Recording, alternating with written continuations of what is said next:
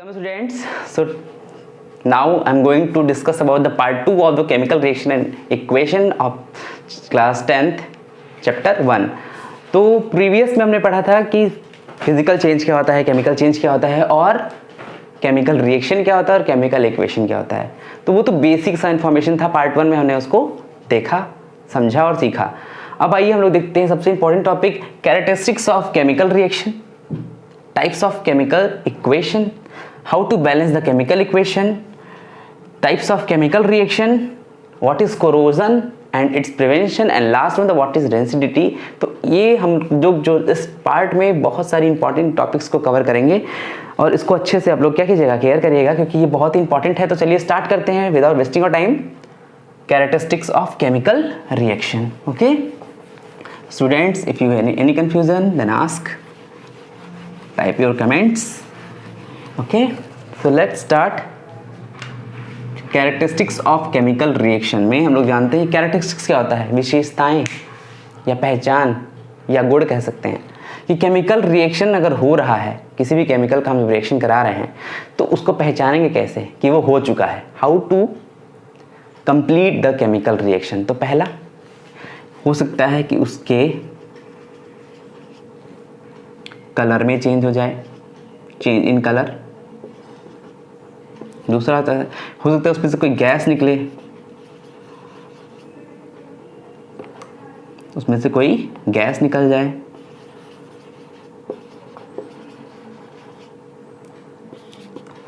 या तो उसके टेम्परेचर में चेंज हो जाए,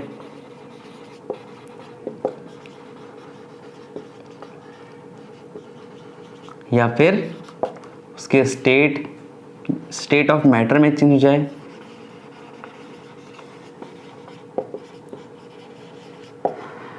तो ये कुछ बेसिक चीजें हैं कैरेक्टरिस्टिक्स ऑफ केमिकल रिएक्शन के, जो आप लोग क्या कर सकते हैं, देख सकते हैं कि मतलब हम लोग केमिकल रिएक्शन करा रहे हैं तो केमिकल रिएक्शन कराने में कुछ ना कुछ चेंज हमको देखने को मिलता है. अगर केमिकल रिएक्शन मान लीजिए हम करा रहे हैं, जैसे हम लोग नाइट्रेट का जब क्या करते हैं, ट्रीटमेंट करते हैं तो वहाँ पे क्या होता है, ब्राउन कलर ऑब्टेन होता है जब केमिकल रिएक्शन कंप्लीट हो जाता है और एक रिंग का फॉर्मेशन होता है जिससे हमको पता चलता है कि नाइट्रेट रेडिकल हमारे जो कंपाउंड दिए गए हैं उसमें प्रेजेंट होता है. ठीक है.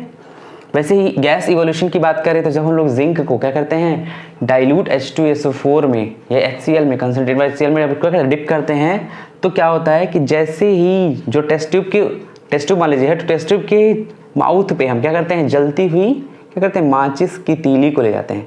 तो वहाँ से क्या होता है, पटक्स, जैसे हम लोग दिवाली में फोड़ते हैं ना, चुटपुटी बम टाइप का, उस तरह की आवाज़ आती है उसमें से, तो पॉप साउंड क्रिएट होता है. तो उससे गैस इवोल्यूशन की बात हमको पता चल जाती है.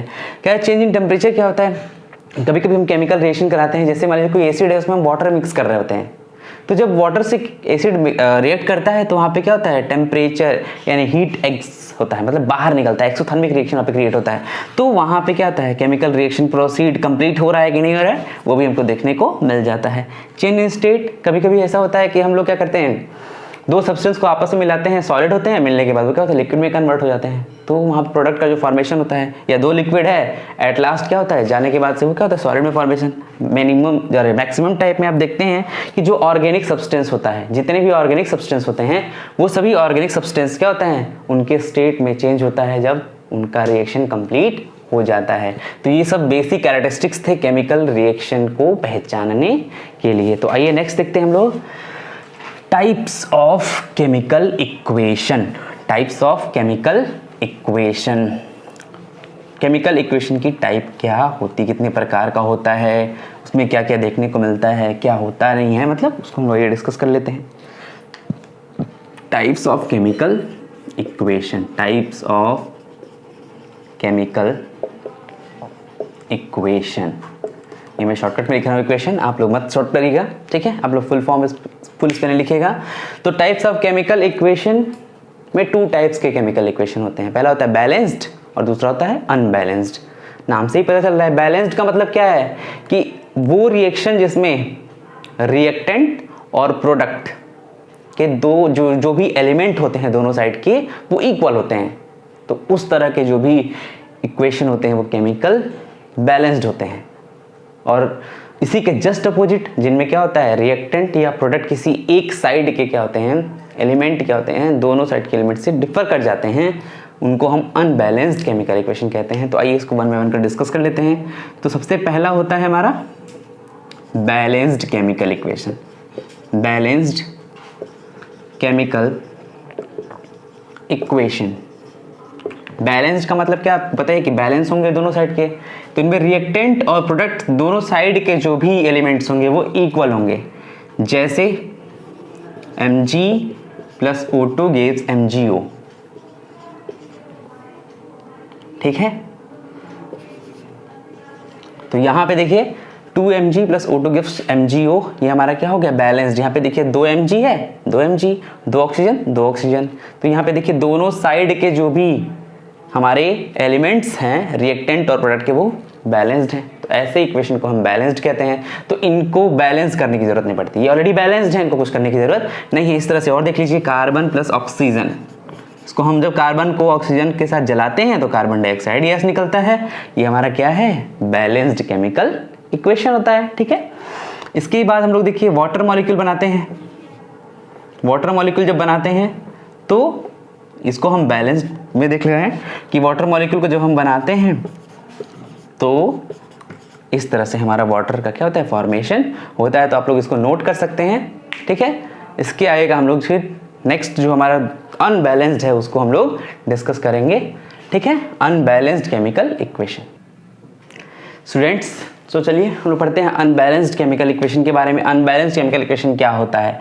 तो मैंने बताया ना कि रिएक्टेंट और प्रोडक्ट कि किसी एक साइड में जो होते हैं हमारे जो सब्सटेंस होंगे वो क्या होंगे अनइक्वल होंगे। तो इस तरह के केमिकल इक्वेशन को हम अनबैलेंस्ड केमिकल इक्वेशन कहते हैं और इन्हीं इक्वेशन को हम बैलेंस करते हैं, ठीक है। और इसी के बेस पे आपको बोर्ड एग्जामिनेशन में क्वेश्चंस आते हैं जो 1 और 2 मार्क्स के होते हैं, जिससे आप अगर इसको अच्छे समझ सकते हैं या समझ जाते हैं तो आप उसको आसानी से कर ले जाएंगे। ओके, तो चलिए करते हैं एग्जाम्पल एक देख लीजिए अनबैलेंस्ड इक्वेशन का कि H2 plus O2 gives H2O। ये हमारा वाटर मॉलिक्यूल है, ठीक है ना। H2 plus O2 gives H2O। अब इसको हमको बैलेंस करना है, तो ये हमारा अनबैलेंस्ड केमिकल इक्वेशन का एग्जांपल है। इसको कैसे बैलेंस करेंगे इसको हम आपको सिखाते हैं, चलिए देखते हैं कैसे। आइए इसको हम लोग देख लेते हैं कैसे हम इसको बैलेंस करेंगे। तो अनबैलेंस केमिकल इक्वेशन का जब भी नाम आएगा तो उसमें सोच लिया आपको बैलेंसिंग ऑफ केमिकल इक्वेशन तो पढ़ना ही पढ़ना है। आप लोग कैसे इसको करेंगे तो आइए देखते हैं। तो हम लोग एक एग्जांपल देते हैं H2 plus O2 gives H2O। तो balancing of chemical equation, balancing of chemical equation मैंने शॉर्टकट में लिखा है, आप लोग शॉर्टकट में मत लिखिएगा, आप लोग उसको फुल फॉर्म में कर सकते हैं, ठीक है। तो कैसे हम केमिकल इक्वेशन को बैलेंस करते हैं इसके लिए कुछ रूल्स होते हैं, उसको आपको देखना होगा। तो सबसे पहले जब हम लोग केमिकल रिएक्शन को या इक्वेशन को बैलेंस करते हैं तो हम लोग सबसे पहले मेटल्स और नॉन मेटल को देखते हैं। मेटल्स और नॉन मेटल्स को देखते हैं। मेटल्स में क्या है, जैसे हमारा आयरन है, जैसे हमारा जिंक है और भी बहुत सारे हैं, बेसिक से एग्जांपल है जैसे, ठीक है। उसके बाद हम देखते हैं नॉन मेटल में जैसे हमारा है कार्बन, नाइट्रोजन, ठीक है, क्लोरीन, ये सब हमारे नॉन मेटल होते हैं। और उसके बाद हम ऑक्सीजन को और लास्ट में हाइड्रोजन को देखते हैं। यानी कि सबसे पहले आप समझ लीजिए इसको हम कह रहे हैं कि सबसे पहले जब केमिकल इक्वेशन को हम बैलेंस करते हैं तो सबसे पहले हम लोग मेटल को ध्यान देते हैं। यानी सबसे पहले हम मेटल को क्या करते हैं बैलेंस करते हैं, उसके बाद हम नॉन मेटल को बैलेंस करते हैं, फिर लास्ट में ऑक्सीजन देन हाइड्रोजन को बैलेंस करके केमिकल इक्वेशन को फाइनल कर लेते हैं। तो चलिए वन बाय वन हम लोग इसको समझ लेते हैं फटाफट, ठीक है ना, without wasting our time. Rules को आपको समझना है, अगर आपको ये समझ में ना आए तो उसके लिए मैं दूसरा वीडियो बना दूंगा आपके लिए। तो पहले अभी हम लोग इसको पढ़ लेते हैं, ये चैप्टर फिनिश करना है हम लोग को आज। उसके बाद हम लोग जो एक ये बैलेंसिंग का जो बेसिक चीज़ है उसको मैं आपको अलग से समझा दूंगा बाद में। तो चलिए देखते हैं H2 plus O2 gives H2O। तो मैंने क्या कहा था कि पहले हम लोग मेटल को देखेंगे, फिर नॉन मेटल को देखेंगे, फिर ऑक्सीजन को देखेंगे, फिर हाइड्रोजन को, सबसे लास्ट में हाइड्रोजन का नंबर आता है। अब यहाँ पे देखिए ऑक्सीजन हमारा क्या है, यहाँ पे सिंगल है और यहाँ पे 2 है। तो सबसे पहले हम लोग ऑक्सीजन को बैलेंस करेंगे। तो यहाँ पे कितने ऑक्सीजन है 2, तो हम लोग यहाँ पे 2 लगा देंगे तो क्या हो जाएगा 2 मॉलिक्यूल ऑफ ऑक्सीजन बैलेंस हो गया। ठीक है। अब देखिए हमारा क्या, लास्ट में हमारा हाइड्रोजन है, लास्ट में क्या हमारा हाइड्रोजन है। अब हमको हाइड्रोजन बैलेंस करना है, तो यहाँ पे हाइड्रोजन कितना है 2 और यहाँ पे हाइड्रोजन कितना है 4, ठीक है। अब इसके बेसिस पे ही क्या करेंगे हम लोग, हाइड्रोजन को बैलेंस कर लेंगे, तो क्या हो जाएगा यहाँ पे 2 यानी 4H2, 4 मतलब 4 हाइड्रोजन और 2 ऑक्सीजन। तो इसके आधार पे हम क्या करेंगे, इस रूल के आधार पे हम क्या करेंगे, केमिकल इक्वेशन को बैलेंस कर लेंगे। ओके।